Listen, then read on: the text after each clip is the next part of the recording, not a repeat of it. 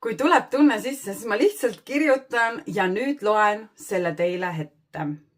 Paljajalu hing, pane kingad jalga, õues laulab hetkel tuul, puhub mütsigi peast, sõitsin just taha randa, laine lõi üle pea, pilt on tehtud kohast, kus on sündinud ka raamatu esikaas.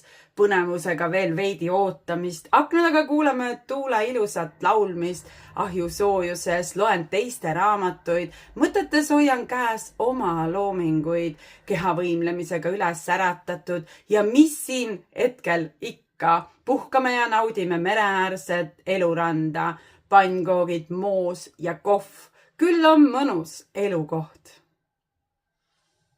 Jätkub.